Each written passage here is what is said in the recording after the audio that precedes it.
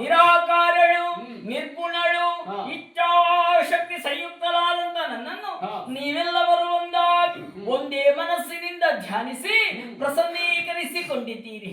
ಒಲಿದು ನಿಮ್ಮ ಮುಖವನ್ನು ಅವಲೋಕಿಸಿದೆಂದಾದ್ರೆ ಕಷ್ಟ ಬಂದಿದೆ ಎಂಬುದಾಗಿ ಸ್ಪಷ್ಟ. ಬಂದ ಕಷ್ಟವನ್ನು ಜಗನ್ಮಾತೆಯಲ್ಲಿ ಹೇಳಿಕೊಳ್ಳಿರಿ.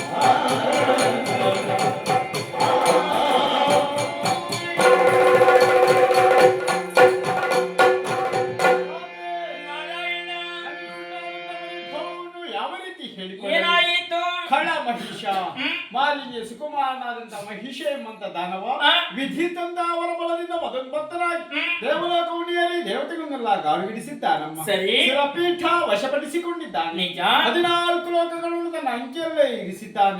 ಸೂರ್ಯಚಂದ್ರನ ಸಂಚಾರಕ್ಕೆ ಅಡ್ಡಿಯನ್ನೇ ಎಸಗಿದ್ದಾನೆ. ಒಟ್ಟಿನಲ್ಲಿ ಹೇಳುವುದಾದ್ರೆ ಭೂಮಂಡಲದಲ್ಲಿ ಅಧರ್ಮವೇ ತಾಂಡವಾಡ್ತಾ ಇದೆ. ಸರಿ. ಧರ್ಮ ನಾಶವಾಗ್ತಾ ಇದೆ. ಆದಷ್ಟು ಬೇಗ ದುಷ್ಟ ಮಹಿಷನ ಬಂದು ನಿಮ್ಮ ಮೂಲಕವಾಗಿ ಆಗ್ಬೇಕು. ಮಕ್ಕಳೇ, ವಿಧಿಯಿಂದ ಹೊರವನ್ನು ಪಡೆದಂತ ಮಹೇಶನು ಲೋಕ ಕಂಟಕನಾಗಿ ಮೆರೆಯುತ್ತಿರುವನೇ. ಯಾಗ ಯಜ್ಞಾದಿಗಳನ್ನು ಗೆಡಿಸಿದನೆ, ದೇವತೆಗಳನ್ನು ದೆಸೆಗೆಡಿಸಿದನೆ.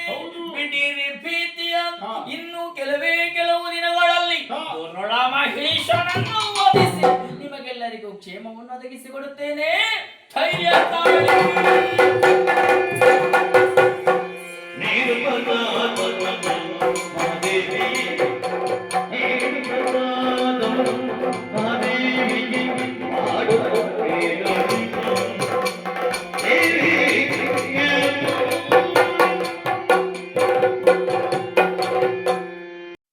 Thank you.